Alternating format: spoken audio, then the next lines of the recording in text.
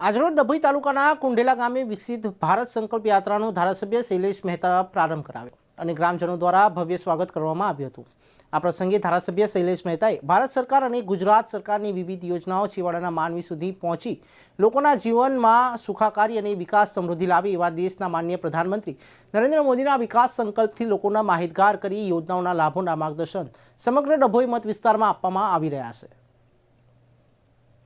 વિકસિત ભારત સંકલ્પ યાત્રા સમગ્ર દેશમાં આનું આયોજન માનનીય વડાપ્રધાન નરેન્દ્ર મોદીના આદેશ અનુસાર કરવામાં આવ્યું છે અને આજે ઓનલાઈન વડાપ્રધાનશ્રી પોતે આમાં દેખાયા છે। સમગ્ર દેશમાં આ યાત્રા શરૂ કરવામાં આવી છે ત્યારે એના ભાગરૂપ આજે ડભોઈ તાલુકાના કુંઢેલા ગામે આ યાત્રાનો શુભારંભ કરવામાં આવ્યો છે। આ યાત્રા દ્વારા સરકાર એટલે કે કેન્દ્ર સરકાર અને રાજ્ય સરકારની જે યોજનાઓ છે એ લોકો સુધી જઈ શકે, ગામના નાનામાં નાના માણસ આનો લાભ લઈ શકે। જેમ કે 80 કરોડ જેટલા લોકોને દેશમાં મફત અનાજ,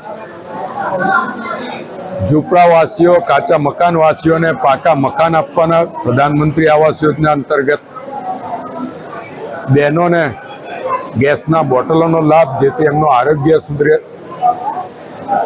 આ સાથે જ ઝૂંપડામાં રહેતા ગરીબ લોકોને બલ્બની સુવિધા, લાઇટની સુવિધા, આવી લગભગ 17 જેટલી યોજનાઓનો અમલ કરવામાં આવ્યો છે। ખેડૂતો માટે ખેડૂત સન્માન નિધિ જે દરેક ખેડૂતના ખાતામાં જમા થાય છે, એમાંની 10 જેટલી યોજનાઓનો લાભ કુંઢેલાના ગામવાસીઓને મળ્યો છે અને તમામ યોજનાઓનો કુલ ટોટલ મારવામાં આવે તો 7,000 કરતાં વધુ લોકોને આનો લાભ લીધો છે। હું આપના મારફત પણ આ યાત્રા દરમિયાન ગામે ગામના નાનામાં નાના માણસ આ યોજનાઓનો લાભ લે એવી અપીલ કરું છું અને સરકારની આ યોજનાઓ છે અને સરકાર જ્યારે આ યોજનાઓનો લાભ આપી રહ્યો ત્યારે આપણે આ યોજનાઓનો લાભ નાનામાં નાના છેવાડાના માનવ સુધી પહોંચાડવો જોઈએ। આ યાત્રા દરમિયાન ચૂંટાયેલા તમામ પ્રતિનિધિઓ પણ હાજર રહેશે। એમાં સાંસદ હોય, ધારાસભ્યો હોય, જિલ્લા પંચાયતના સભ્યો, તાલુકા પંચાયતના સભ્યો, નગરપાલિકા, મહાનગરપાલિકાના સભ્યો પણ આ યાત્રા સાથે જોડાશે અને વધુમાં વધુ લોકો આ યાત્રા દરમિયાન આ યોજનાઓનો લાભ લે અને યોજનાઓ વિશે જાણકારી મેળવે એવી કાર્યવાહી કરવામાં આવશે।